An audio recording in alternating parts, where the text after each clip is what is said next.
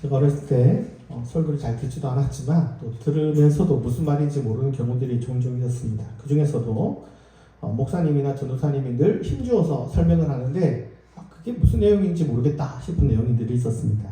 그 중에 하나가 건축자의 버린 돌이 집 모퉁이의 머릿돌이 되었다라는 그런 설교였습니다.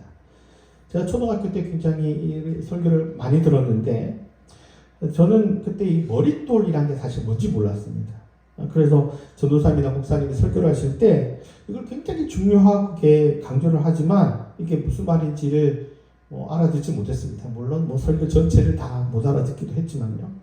중고등학교 들어가서야 이제 머릿돌이 뭔지를 알게 됐습니다. 그 이유가 교회가 건축을 하게 되면서 제일 마지막에 이제 그 교회를 설립할 수 있도록 도와준 그런 분들의 어떤 이름이 쓰여진 그런 이제 검은 돌에다가 이렇게 쓰여진 거 보고 저게 머릿돌이구나 이렇게 그때서야 알게 된 기억이 있습니다. 그래서 제가 어렸을 때는 그 머릿돌이라는 게 그게 얼마나 중요한 건가 이렇게 잘 몰랐습니다. 하나 사실 지금도 생각해 보면 이거 교회를 지을 때 자기가 이렇게 자기만 아는 거죠. 예, 내가 저기에 이름이 서 있으면 내가 그래도 좀 했구나 알지. 잘 읽지도 않고 일반 분들은 별로 그렇게 관심을 갖지 않습니다. 그래서 지금도 저는 그렇게 머릿돌이 그렇게 막 중요하냐 이런 느낌을 잘 못 가집니다. 1세기의 머릿돌은 우리가 생각하는 머릿돌 그 상상 이상. 그러니까 이거는 우리가 생각하는 수준의 머릿돌이 아니라는 겁니다. 우리는 보통 이제 머릿돌이라는 게 이제 교회들은 검은 데다가 설립일이나 아니면 또 따로 어떤 하얀 대리석 같은 데 이름이 새겨져 있는데요. 보면 이제 건물의 역사나 아니면 건물을 지을 때 어떤 물질적으로나 기도나 이런 것들로 이제 힘쓴 분들이 쓰여져 있는 거, 이 정도 수준으로 알고 있고, 그래서 이 교회를 건축할 사람들만 관심 가지지 아닌 사람들은 그렇게 관심을 가지지 않는 그것이 머릿돌의 개념인데요. 1세기에는 그런 개념이 아닙니다. 제가 이제 1세기에서 가장 중요한 어떤 것 중에 하나 꼭 기억해야 될 것이 있다면 그게 명예와 수치의 문화다. 이런 얘기를 늘 종종 합니다. 오늘날에 가장 중요한 게 뭡니까 하면 돈이 제일 중요해. 어떤 사람이 이제 권력이 중요해. 학벌이 중요해. 이런 얘기를 할 때 1세기에 뭐예요? 라고 물으면 딱 넘버원이 다 있어요. 그게 뭐냐면 명예입니다. 그러니까 오늘날 사람이 이제 돈이 있으면 살고 돈이 없으면 죽기도 하고 이런 경우들이 많잖아요. 그죠? 그런데 고대 사회는 바로 명예가 딱 그런 느낌이었다는 겁니다. 그래서 우리가 오늘날 들을 때 굉장히 낯간지러운 아부 같은 게 있어요. 막 그 사람에 대한 칭찬이 우리는 좀 과한데 라고 싶은 그런 과한 칭찬이 명예를 올려주는 거거든요.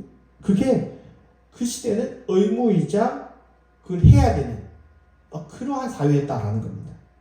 왜냐하면 그러한 행동이 오늘날의 돈의 가치만큼 중요한 거예요. 그러니까 당시의 사회적인 화폐에 준하는 것들이 그런 칭찬이에요. 예.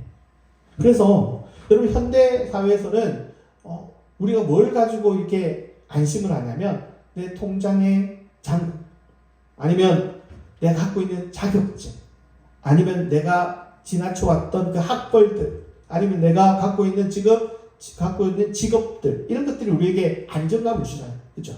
내가 어려워도 내 통장에 잔고가 1,000억이 있다. 이러면 여러분들 그렇게 막 주눅들고 하지 않을 거 아니에요. 그런 것처럼 고대 사회의 통장 잔고가 뭐냐? 이게 명예였어요. 평판이었습니다. 그러니까 평판 자체가 그 사람이 계속 그 자리에 있을 수 있는 위치에 대한 정당성을 부여해 주기 때문에 이게 거의 통장 잔고와 같은 거예요. 그래서 우리가 생각할 때 막 과도한 칭찬, 여러분 로마 드라마나 영화를 볼 필요들이 있어요. 왜냐하면 우리 사회 좀 많이 다르기 때문에. 보면 과도한 칭찬을 한다. 과도한 칭찬. 그런데 우리가 볼 때는 저렇게까지 할 필요가 있나 싶은 그 낯간지러운 아부가 그 시대는 뭐냐? 신분증 같은 통장 잔고 같은 그게 많으면요 그냥 떵떵거리고 살 수 있는 거예요. 그래서 이해가 잘 안 갈 수 있지만 그래서 명예를 얻는 순간 그 사람은 가문이 살아나. 인생이 그냥 바뀌는 거예요. 그리고 반대로 수치를 입는 순간 그냥 가문이 망해. 그래서 황제부터 거리의 프랑아까지 명예가 온 로마 사회를 뒤흔들던 그런 시대였어요. 그러니까 내가 조그만한 어떤 선한 일을 했다. 이러면 어떻게 해야 되겠어요? 소문을 내야 되는 거예요, 여러분. 알려야 되는 거예요. 그래서 정치적 수단으로 가장 많이 이용된 최고의 광고, 뭔지 아십니까? 화폐입니다. 그러니까 고대 사회의 가장 강력한 광고, 요즘은 TV 광고가 있지만 그 시대의 광고는 뭐였냐? 화폐였습니다. 그래서 화폐에 어떤 그림이 그려져 있고 어떤 내용이 새겨져 있느냐, 이게 그 시대 최고의 광고이자 정치 선전이었습니다. 그래서 화폐는 그 시대 사람들이 꼭 가져야 될 어떤 생각들, 사상들을 새겨 넣은 거예요. 그리고 거리에 있는 황제의 조각상들이 있습니다. 저거 바뀔 때마다 지금 우리의 황제가 누군가 도 알면서 이게 강력한 로마의 5개 광고판이라고 생각하시면 됩니다. 로마는 도로니, 달이니, 목욕탕이니, 이런 극장이니 이런 걸 지을 때 우리는 이거 다 보통 극장까지는 아니겠지만 우리도 보면 다 시에서 짓거나, 그렇죠? 국가가 짓잖아요. 여러분 야구장 지금 돔 지어야 된다 말아야 된다, 야구장 LG나 삼성이 짓는 거 아니에요. 다 어디서 짓습니까? 그 지역에서 짓는 거잖아요. 그래서 우리가 생각할 때 그런 것들이 지으면 황제가 짓겠지, 국가가 짓겠지 라고 생각해. 천만의 만만의 말씀. 이거는요, 지역 유지가 그냥 돈 많은 사람이 짓는 거예요. 왜 지을까요? 그거로 명예를 얻는 겁니다. 물론 이런 정말 돈이 많으면 한 명이 지을 수 있지만 이게 상상을 초월한 액수거든요. 그래서 이게 여러 명이 합쳐서 이렇게 짓는 경우들이 많습니다. 근데 그 사람들이 왜 공공 건물에다가 이런 돈을 투자하냐? 뭘까요? 이게 명예를 얻는 거예요. 평판을 얻는 겁니다. 그러니까 이런 도로니, 다리니, 목욕탕이니 이거 지으면 어마어마한 돈이거든요. 상상을 초월한 돈인데, 이게 건물을 지으면 제일 중요한 게 뭘까요? 그 건물을 지은 사람 이름을 광고하는 거예요. 그게 제일 중요해요. 그 수많은 기념비들 이런 유명한 것들이 있으면 그게 제일 중요한 게 뭐냐면 이게 어디 거냐. 쉽게 얘기하면 1세기에 보면 기념비들이 많고 광고판 같은 게 많은데 그게 다 뭐냐면 일종의 오늘날의 광고판입니다. 광고판. 그래서 다 그거 어디에 쓰냐면 그 건물에 가장 눈에 띄는 곳, 거기에다가 딱 박아 놓는 거예요. 우리로 치면 뭘까요? LG, 삼성 이런 거. 네. 우리 매일 보는 핸드폰, 애플이니 갤럭시니 요즘 차 보면 최고 좋은 차로 테슬라니 이런 것들을 우리는 딱 보면 여러분 이질감이 느껴지나요? 당연한 거죠. 당연한 거. 근데 오늘날 여러분 광고 시간에 대통령이긴 하지만 이재명, 윤석열 아니면 삼성그룹 회장 이재용 그게 그냥 광고처럼 나오면 우리 좀 약간 이질감이 느껴질 거잖아. 그죠? 그런데 그게 그 시대는 뭐예요? LG 삼성. 그러니까 로마의 아주 기념비적인 이 판테온 같은 이런 건물들을 보면 이 전면부의 글자가요, 어디서 잘 보이시냐면 아래에서 딱 잘 보이도록 새겨져 있는 거예요. 그래서 이 아래에서 잘 보여주는 그 원근법의 왜곡까지 신경 써서 이 글자판이 쓰여져 있습니다. 그래서 아래에서 보면 그 글자가 선명하게 보입니다. 그래서 우리 지금은 그 느낌이 안 들어요. 왜냐하면 지금은 다 하얀 대리석으로 보이잖아요. 근데 이게 원래는 하얀색이 아닙니다. 다 색깔 있는 건물이었습니다. 지금 다 바래져서 하얘서 보이는 거지.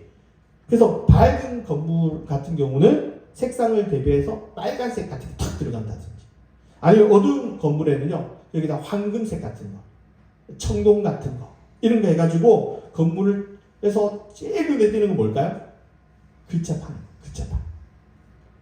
이게 그냥 광고입니다. 우리로 치면 LG 쓰이는 겁니다. 삼성 쓰이는 겁니다. 그리고 이 그림자 효과까지 줘가지고요. 여러분 딱 보면 우리 글자 이렇게 한글로 뭐 이렇게 만들 때 먹선 효과 이런 것도 만들고 막 하잖아요. 딱 그게 그려져 있습니다. 보입니다. 그렇게 보입니다. 그래서 오늘날 판테온 같은 건물을 1세기 스타일로 도색을 그대로 하면요. 여러분 깜짝 놀랍니다. 건물도 우리 건물이 대단하다 하지만 그 딱 보면 뭐가 제일 먼저 눈에 띄냐면 글자거든요. 그렇게 만들어놨어요. 그러니까 일종의 선전이에요. 선전. 그 외에도 다양한 선전 도구가 있습니다. 건물 외에도.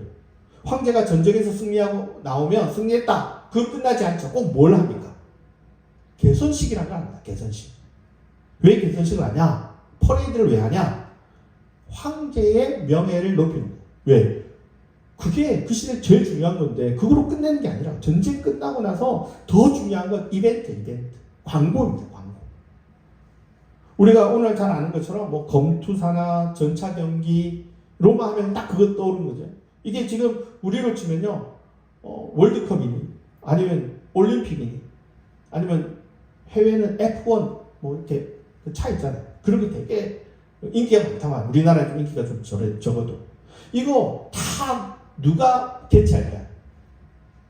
그 지역에서 명예를 얻고 싶은 사람들이 다 그거 만드는 거예요. 이거 뭐 국가가 이거 정책적으로 하고 이러지 않습니다. 예. 다 그거 각 개인이 돈을 내서 매해 이렇게 하는 거예요. 그러면 어떻게 해야 될까요? 그때마다 앞장서서 이거를 소개하는 사람이 있습니다. 이게 프레이코라는. 그러니까 당대의 뭐 뉴스 앵커일 수도 있고요. 아니면 그 스튜디움의 아나운서 같은 사람들입니다. 여러분 1세기의 로마 사회에 우리가 가거나 뭐 유대 마을에 가거나 그때 우리 사회하고 가장 다른 게 뭐냐면 아침마다 그날 뉴스를 읊어주는 이 프레이코가 외치는 이야기. 이게 굉장히 낯설면서 매일매일 마주하는 그런 모습일 겁니다. 우리로 치면 아침 9시 뉴스, 아침 9시, 저녁 8시 뉴스. 이런 겁니다, 이런 거.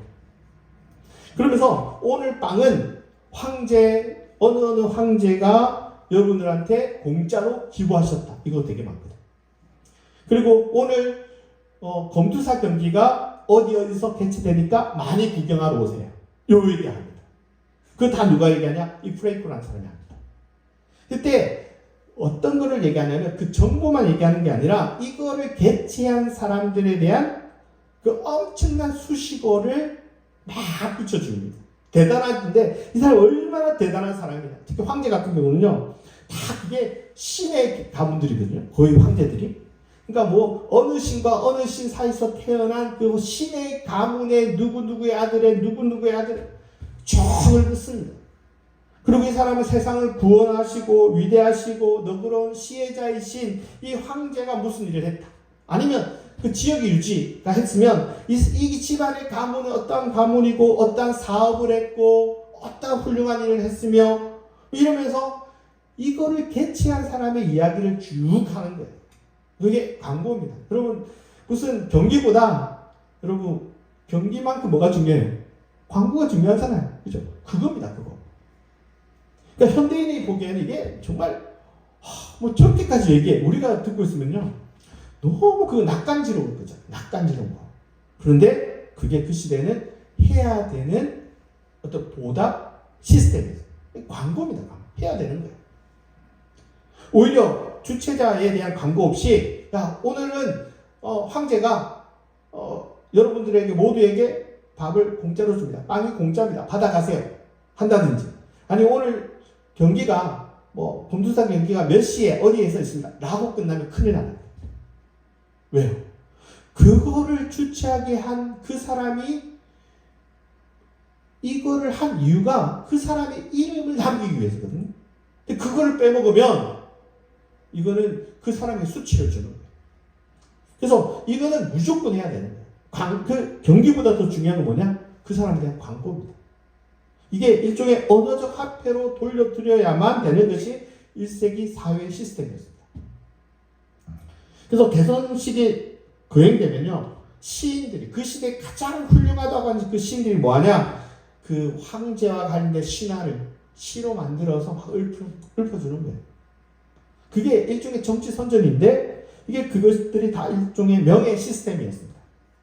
그러니까 1세기는 여러분 우리가 오늘 나는 금석학이라고 하거든요. 이렇게 뭐 돌에 새겨져 있다든지 아니면 뭐 간판이 있든지 뭐 이런 것들을 이제 연구하는 것들을 이제 금석학이라고 하는데 이게 그냥 쉽게 얘기하면 그 광고 연구입니다. 광고. 고대 사회 광고 연구입니다. 다 그게 뭐냐? 명예를 위해서 만든 광고판입니다. 옥의 광고판입니다. 여러분 특히 이제 로마가 도로가 유명하잖아요. 그죠? 모든 길은 로마 이런 것들이 만들어지는 거 보면 모든 그 로마의 길이 다 닦였다고. 근데 그거 그냥 놔두겠어요? 아닙니다. 1.5km마다 그 밀리아리움이라고 하는 원통형 돌기둥이 계속 휘어져 있습니다. 근데 거기마다 뭐가 쓰여져 있냐면 이 도로를 누가 만들었는지 누가 닦았는지 또 보수를 했으면 어느 누가 이거를 보수했는지 이거를 거기다 다 쓰여져 있는 거예요. 그래서 지도자가 했으면 그 지도자가 했다라는 것을 계속해서 반복 학습시키는 겁니다. 아니면 지역 유지가 했으면 그 지역 유지를 이름이 새겨져 있는 거예요. 그래서 계속해서 광고할 수 있는 광고판이 저겁니다. 특히 여러분 다리 같은 거 이런 거는 돈도 많이 들고요. 기술적으로도 엄청나게 어렵고요. 특히 이제 시간도 굉장히 많이 드는 그러니까 어마어마한 사업이 다리 같은 겁니다. 이런 걸 할 때는요. 그냥 넘어가는 게 아니에요. 그냥 그 지역에 제일 사람들이 많이 모이는 포럼 우리로 치면 뭐 이게 뭐라고 할까요? 하여튼 사람 제일 많이 모이는 그런 공원이라고 할까요? 하여튼 그런 데서 그 기부를 한 사람에 대한 조각상 아니면 기념비들이 정말 어마어마하게 크게 세워져 있습니다. 그래서 우리 지역에서 이렇게 했다는 거예요. 그리고 우리가 흔히 그냥 슬쩍 지나갈 수 있는 바닥 모자이크 같은 것들 있잖아요. 모자이크가 이쁘네. 우리 이제 현대사회에서는 그거 보면 해당이나 아니면 어떤 공동 건물에 이제 모자이크 있으면 무슨 이쁜 모양들 보잖아요. 근데 여기서 제일 중요한 게 뭘까요? 이거 만든 사람이야. 만든 사람. 그래서 여러분 이 모자이크를 보면 그 건물의 제일 중앙에는 가장 멋있는 그림이 있는 게 아니라 뭐가 쓰여 있을까요? 이거를 만든 사람의 이름이 딱 중간에 쓰여져 있습니다. 그럼 모자이크 만드는데 무슨 그래 돈이 드냐? 엄청 돈 듭니다. 최근에 우리 한국에 이렇게 뭐라고 할까요? 그 모자이크를 이렇게 만든 1세기 스타일로 만든 게 한번 공연 이렇게 보여줬던 적이 있어요. 박물관에. 근데 이제 그게 우리나라에서 이렇게 한 데에서 사게 됐거든요. 그때 돈이 5억입니다. 5억. 요만한 거 하나가. 물론 뭐 그 시대 때 그 정도까지 비쌌다고는 안 하겠지만 비싼 거예요. 그러니까 그거 만든 사람의 이름이 쓰여져 있는 겁니다. 싼 게 아닙니다. 여러분 사람이 죽으면 1세기 사람들이 묘비를 세우거든요. 거기다가 묘비명을 세우는데 이것도 다 일종의 광고고 명예 마케팅입니다. 그러니까 모든 건물이 1세기 로마에 뭐 글자 쓰이는 거 있잖아요. 다 그 광고다라고 생각하시면 됩니다. 그리고 이러한 광고를 위한 명예를 위한 시스템들이 물건뿐만이 아니라 어떤 사회적인 다양한 것들이 있습니다. 예를 들어서 이 황제 같은 경우는 공적인 찬사를 만들기 위한 아클라마티오라고 하는 공적 박수 부대도 있습니다. 재밌죠? 네로 왕제 같은 경우는 자기가 맨날 뭐 만들거든요. 그리거든요. 그러고 나서 뭐 하냐? 이 5,000명이나 되는 박수 부대를 동원합니다. 아예 그냥 있어요. 그래가지고 자기가 뭐 하면 찬양하고 박수 부대고 환호하고 그거 하는 겁니다. 요즘으로 치면 인터넷으로 막 조작하고 이런 거 비슷한 느낌이 좀 듭니다. 여러분 고대 로마가 후원자와 수혜자 이러한 관계로 유지된다고 할 때 이 수혜자는 그러니까 후원자로부터 도움을 받는 사람은 뭐 해야 되냐면 매일 아침마다 후원자의 집에 인사하러 가야 됩니다. 해가 뜨기 전에 가야 돼요. 해가 딱 뜨는 순간부터 하는데 이 줄이요. 그 줄이 얼마나 기느냐 아니면 짧으냐에 따라서 이 후원자의 명예가 달려있으니까 가기 싫어도 가야 되는 거예요. 후원 끊기지 않으려면. 그러니까 그리고 후원자가 딱 집을 나선다. 그러면 일종의 찬양단처럼 환호하고 그 사람에 대한 명예를 높이는 온갖 일들을 다 하는 거예요.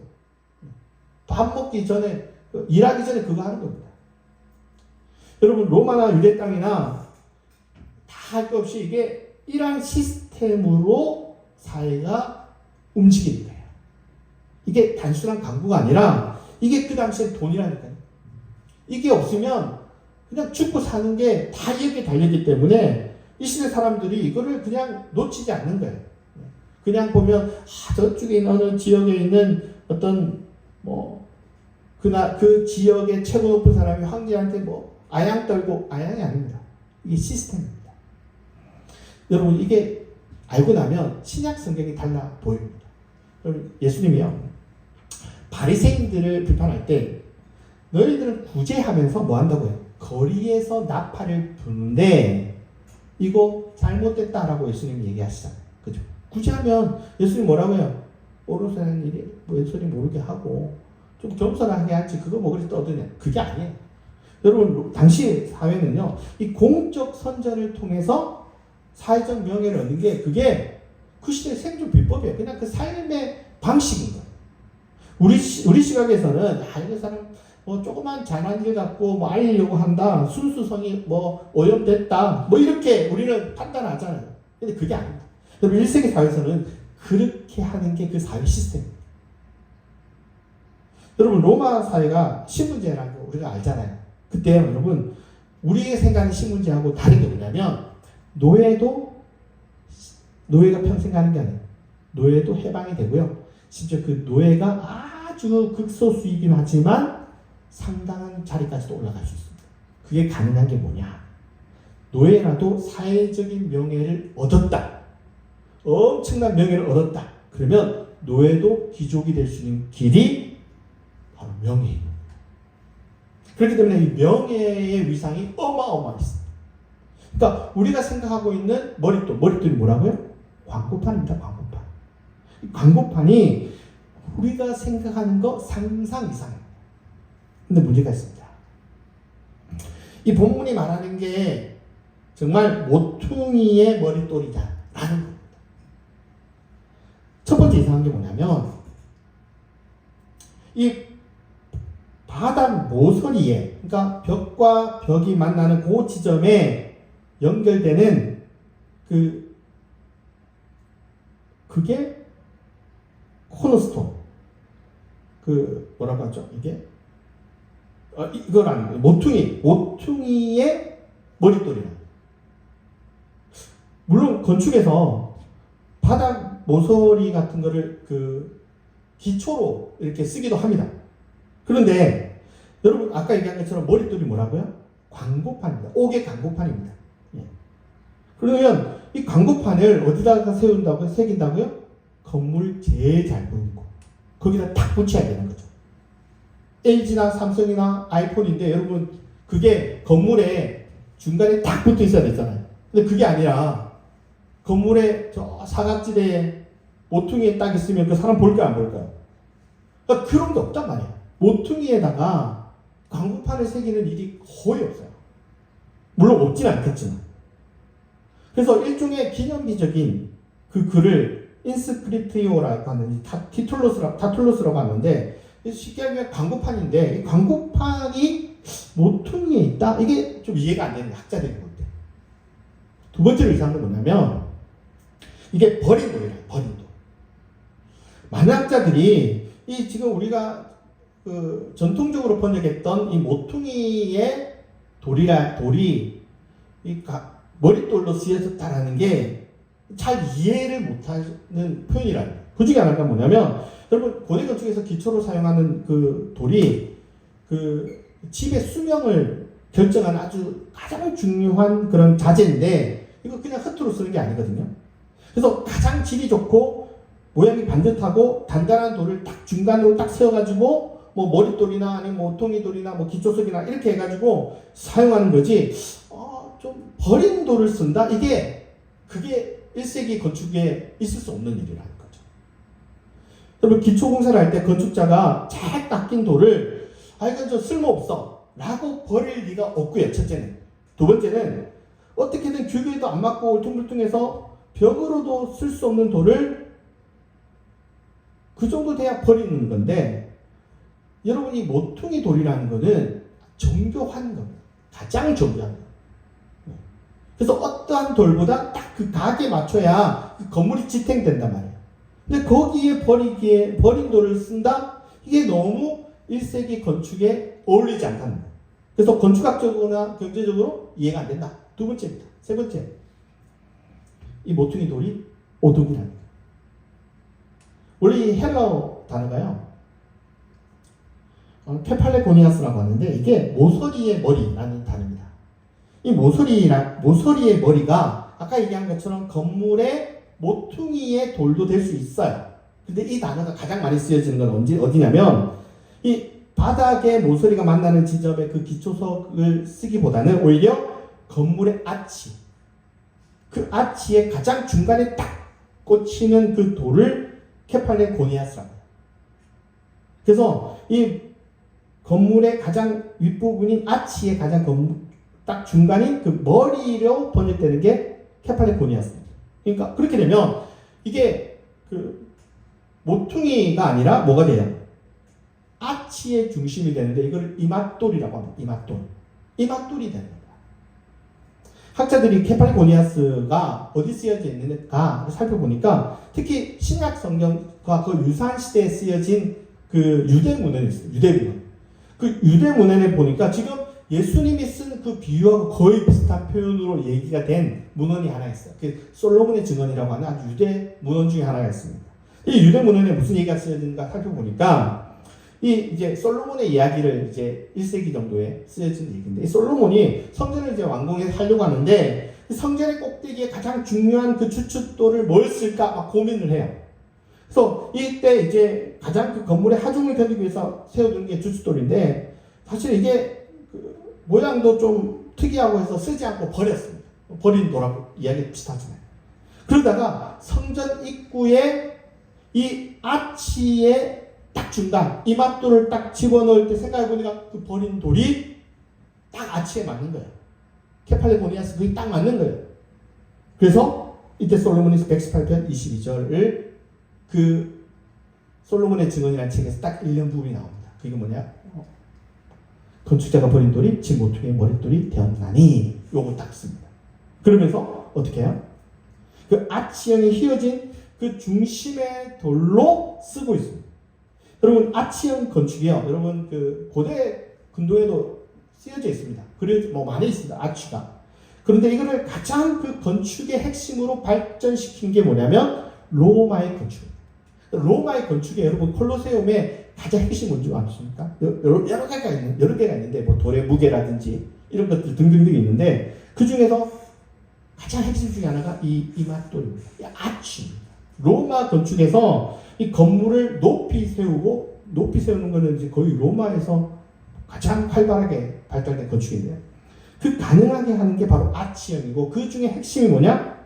이맛돌입니다. 그러니까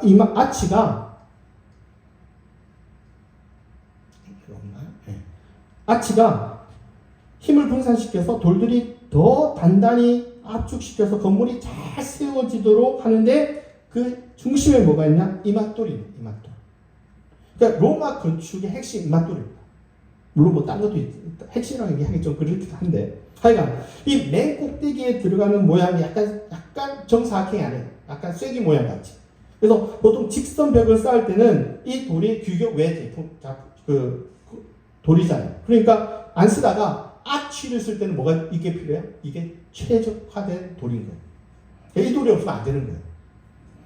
양옆에서 밀려오는 엄청난 하중을 견디면서 전체 구조를 하나로 묶어주는 유일한 어떤 것이 바로 이 이맛돌이라는 거예요. 그래서 고대 문헌부터 로마 문헌까지 살펴보니까 모퉁이 돌보다는 뭐에 많이 쓰여지냐? 이 이맛돌이 이 단어로 많이 쓰여지는 거예요. 이게 오늘 현대학자들이 많이 전해드립니다. 그래서 모퉁이 돌이라기보다는 어디라고요? 이맛돌이라. 이게 머릿돌입니다. 사람들이 볼 때 이 핵심적인 위치에 이 머릿돌이 새겨지는 거, 딱 위치도 뭐가 좋아요? 광고판으로 제일 좋은 자리. 사람들이 제일 많이 보는 자리에 광고판이 그려지니까 이 시대의 사고방식에 또 맞는 거죠. 바닥 있으면 광고판의 역할이 안 되잖아요. 여러분, 모퉁이 돌이라고 해도요, 이게 예수님의 십자가와 연결이 뭐 전혀 없다. 그렇지 않습니다. 예.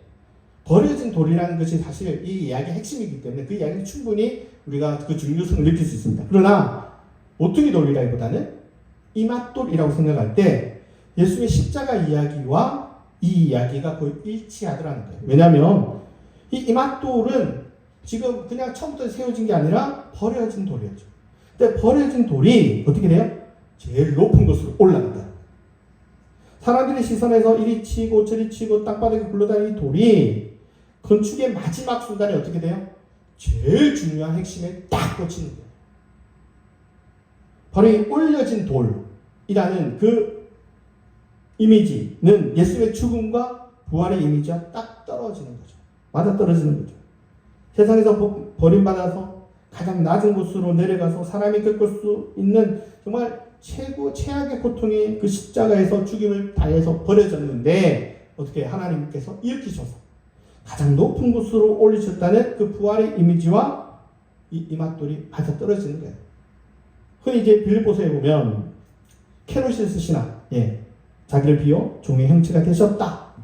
하지만 하나님께서 그를 끌어올리셔서 가장 높은 곳에 올리셨다라는 그 케노시스와 올라가는 얘기가 딱 맞아떨어지는 거죠. 마가복음에 의하면 오늘 우리가 읽은 그 본문에 의하면 버려진 돌 이야기가 되는 겁니다. 건축자들이 버린 돌이 모퉁이의 머릿돌이 되었나니, 모퉁이라기보다는 이맛돌의 머릿돌이라고 하면 확실히 맞는 거예요. 근데 이 이야기의 핵심은요, 여러분 놓치지 말아야 될 게, 버려졌지만 어떻게 돼요? 올라갔으니까 다 잘 될 거야. 너 어려워도 하나님께서 다 잘 되게 할 거야가 핵심이 아닙니다. 이게 핵심이 아닙니다. 예수님이 낮아지심을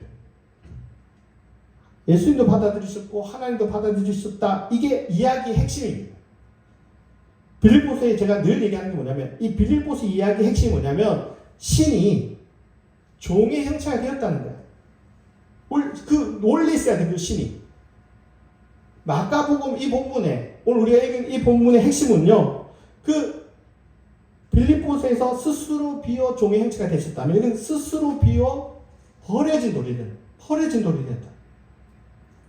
여러분, 머릿돌 이야기가 어디에 나오냐면, 그 마가복음 12장에서 악한 농부들이 자기들 그 수익을 극대화시키기 위해서 포도원의 수출을 자기가 다 먹으려고 어떻게 하냐? 주인 아들을 죽이는 거예요. 주인 아들을 죽인다. 그때 이야기가 딱 쓰여져 있는 게 건축자의 버린 돌. 이 이야기의 핵심은요, 버려진 거예요. 이 버려짐을 놓치지 않는 거예요. 이게 일생의 사람들을 볼 때 이게 충격적인 겁니다. 왜? 신이, 추앙받아야 될 신이 추앙을 받은 게 아니라 버려졌다. 지금 마가복음을 읽는 사람들이 예수님이 이제 더 잘되고 성공하고 더 높은 곳으로 올라갈 거라 생각했는데 어떻게 되냐? 신이 추락하는 거예요. 버려진 거예요. 죽임을 당하는 거예요. 이게 깜짝 놀랄 일인 거예요. 이 이야기의 핵심이 뭐냐면 약하면 소중해. 버려지면 소중한. 버려지는데 그게 부질없는 게 아니에요. 버려졌는데 그게 너무 중요한 거예요. 나중에 잘 될 거야. 이 얘기가 아니라고. 제가 어렸을 때 본 드라마 중에 제목이 잘 기억이 안 나는데 그 마지막 끝장면이 너무 인상적이었던 드라마가 하나 있었습니다. 뭐 아시면 나중에 알려주면 좋고요. 그러니까 주인공이 제일 마지막에 마지막 장면인데 이제 적군이 쳐들어올 때 그 적군과 싸우기 위해서 죽을 걸 알면서 가는 거로 이야기가 끝이 나요. 보통의 드라마들이 어떻게 끝이 납니까? 주인공과 그 무리들이 어떻게 해요? 승리하고 이기는 거잖아요. 그럼 끝나는 거잖아요. 그런데 이 드라마는요, 완전히 그 기존의 법칙을 꺾는 거예요. 정말 옛날 드라마입니다. 거기 가면 100% 죽는 거예요. 나도 죽고, 내 친구들, 이야기 한 10몇 부작 때 나와도 그 주인공의 친구들이 거기 가면 죽는 거예요. 그런데 거기 가는 거예요. 그리고 이야기가 끝나는 거예요. 주인공이랑 그 주조연들이 승리하고 살아남았습니다 해야 된다. 우리 지금 그 눈높이에서는. 그런데 그 드라마는 그 시대에 더 그랬다고요. 죽는 거로 끝나는 거예요. 여러분, 이 버린 돌이 이맛돌이 돼서 가장 높은 곳에 꽂힌다. 이게 여러분 나중에는 다 잘 될 거야 라는 덕담 이야기가 아니에요. 너 지금 힘들지만 나중에 잘 될 거야. 너 처음에 미약하지만 나중에 창대할 거야 라는 어떤 성공에 대한 기원의 얘기가 아닙니다. 이 얘기가 절대 그런 얘기가 아닙니다. 버려진 얘기, 버려진 게 소중하다는 거예요. 그 드라마에서 이런 얘기가 나옵니다. 민중은 다 죽어도 또 민중은 일어난다. 그게 그 드라마의 핵심이었어요. 우리 죽을 거야. 우리 죽는데 또 다른 민중이 일어날 거야. 절대 우리 죽지 않아. 그래서 우리는 이 땅을 지킬 거야.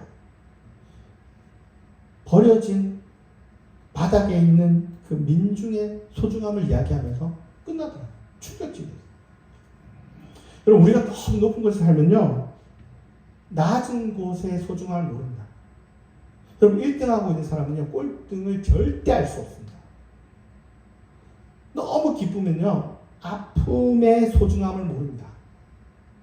좋은 일만 계속 벌어지면 안 좋은 일의 의미를 알 수 없습니다.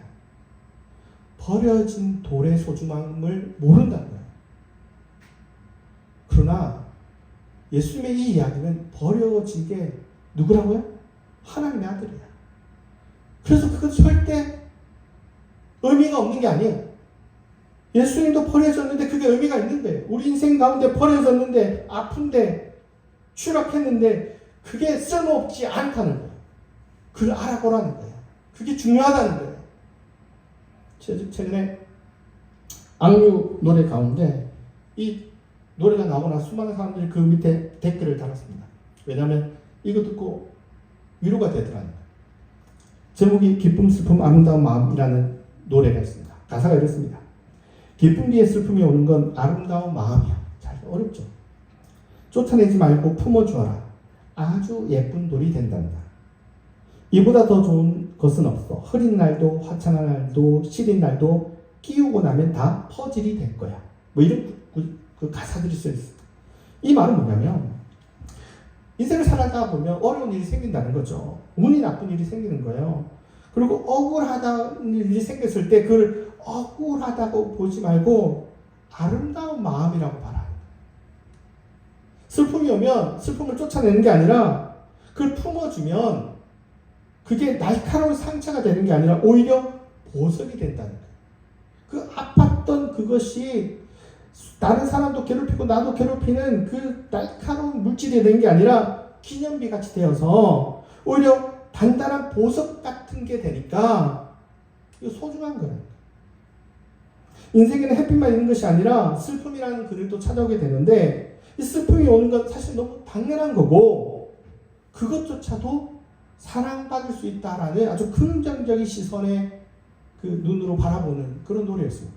그 보면서 그 슬펐던 과정들이 있는 사람들이 다 댓글 다는 거예요.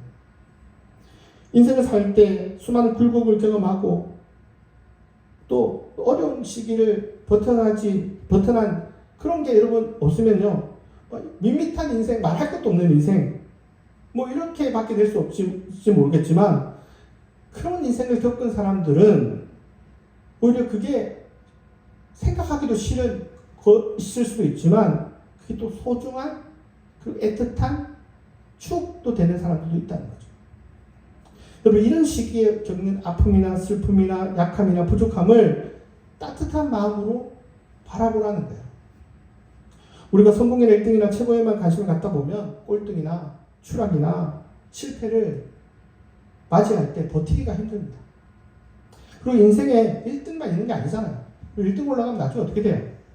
내려가는 길이 있습니다. 성공만 있는 게 아니라 또 실패의 길도 있습니다. 추락의 길도 있습니다. 그때 이 낮아짐의 소중함을 알아보면 그 길고 긴 터널의 시간도 사실은 소중한 거라는 거예요. 예수님이 하나님의 아들이 정말 처절하게 떨어지잖아요. 처절하게 떨어집니다. 그런데 그 떨어짐이 나중에 올라가니까 괜찮아 이 얘기가 아니라고. 그 떨어진 것도 소중하다. 그 십자가가 너무 소중한 거 아닙니까? 우리에게?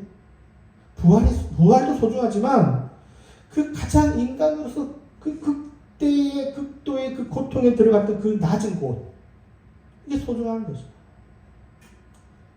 우리가 그때 그 모습이 아름다운 거라는 걸 볼 수 있는 눈이 필요한 거예요. 우리들도 그것을 회피하거나 모른 체 하는 게 아니라 이것도 중요해, 이것도 소중해. 그러면 그 어려운 시기를 버텨나갈 수 있는 또 다른 자산이 되는 겁니다. 저는 우리들에게 좀 애틋한 마음이 있었으면 좋겠습니다. 뭔가를 보면 좀 애틋한 마음, 정말 슬픔의 눈으로 바라보면 그 모든 것들의 순간순간이 소중한 거예요. 지나고 나서는 그게 너무 아름다운 겁니다. 우리가 평소에 수많은 사람들과 같이 식사를 하고 이야기를 하고 그게 그때는 그냥 아무 별 볼 일 없는 일일 수도 있지만요, 그게 갑자기 내 인생의 마지막 죽는 순간에 되새겨지는 회상이라고 생각해 보십시오. 그 순간이 소중한 거야. 눈물 나는 그 순간이 소중했던 거예요. 회상의 마지막 죽기 일부 직전에 보여지는 그런 모습이면 그 모든 것들이 아름다운 거예요. 우리가 타인을 보거나 나 자신을 바라볼 때 그 애틋한 마음이 있으면요, 그 순간순간들이 우리가 다르게 볼 수 있는 겁니다. 힘든 나를 볼 때도 내가 나를 위로할 수 있는 겁니다. 그리고 좀 더 그걸 버티고 지나고 나면 내가 세상을 또 다른 그보다 더 큰 게 올 때 버틸 수 있는 자산이 될 수 있는 거라 생각하면 이것도 아름다운 거죠. 그래서 이 악뮤의 노래를 보면 이 모든 게 다 아름다운 인생이 될 수 있다. 그러니까 어떤 그런 표현인데 그렇게 우리가 볼 수 있지 않을까 하는 생각이 듭니다. 여러분, 기독교인의 가슴에 예수님의 그 버려진 돌의 감성이 있었으면 좋겠습니다. 그래야 우리도 그 애틋한 마음으로 세상을 살아가고 바라보고 또 이겨낼 수 있고 그 소중함을 알아볼 수 있지 않을까. 우리가 그 버려진 돌의 마음을 아는 우리가 되기를 바라겠습니다. 기도하시겠습니다.